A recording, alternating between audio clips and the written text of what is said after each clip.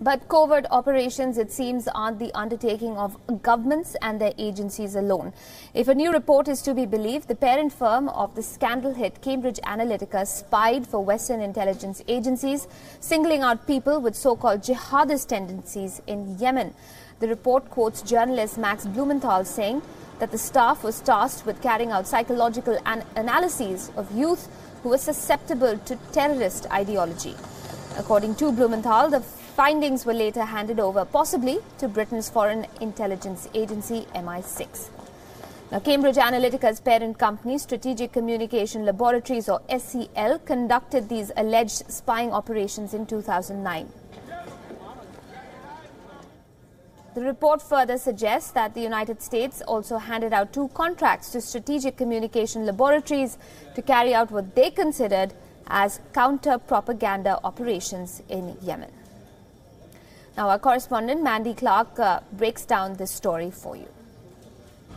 The anonymous glass buildings behind me used to house Cambridge Analytica and its parent company, SCL. Now, it's SCL that has been accused in a new report of being involved in intelligence gathering in Yemen. There, it apparently used techniques like psychological profiling as well as strategic communication strategy, similar to the ones that were used by Cambridge Analytica in the Trump 2016 campaign. In Yemen, SCL was required to take foreign operatives and implant them in local communities by an unwitting partner, where they were essentially required to spy on those communities. Now, SCL has not been available for a comment about this new report, but it just brings into firm focus the use of big data and the ethics around it. Maddie Clark, WION, London. John Drake, Head of Intelligence at Kane and Partners, joins me on the broadcast for more on this story. John, good evening. Thank you for speaking with us. I want to start by just asking you your opinion on the utilization of SCL for a program such as this. Does it strike you as something that is part and parcel of intelligence agencies' operations, or is it out of the ordinary? I can't really comment on the activities of the intelligence agencies to date, but I imagine the availability of such a large amount of data would be a very attractive thing for intelligence agencies to use. So it probably isn't new. It's probably being discovered more by the public now, but I imagine it's not something that's just started in very recent times.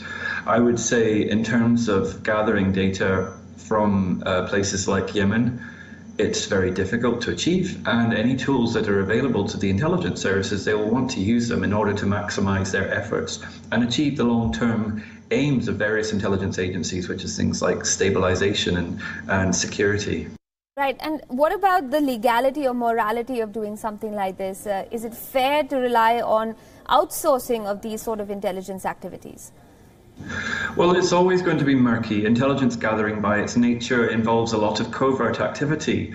I would say what's more important is to determine the overall aim of the activity, perhaps not the method of the data gathering, but actually the impact on the communities in question. Intelligence is so often about communities, either the communities that it's looking to protect or the communities it's looking to engage in. So if it's ultimately for the good of communities, including in places like Hadramaut in Yemen, then maybe that should be more important than the means of gathering the data. All right, John Drake there. Thanks very much for joining us with that perspective.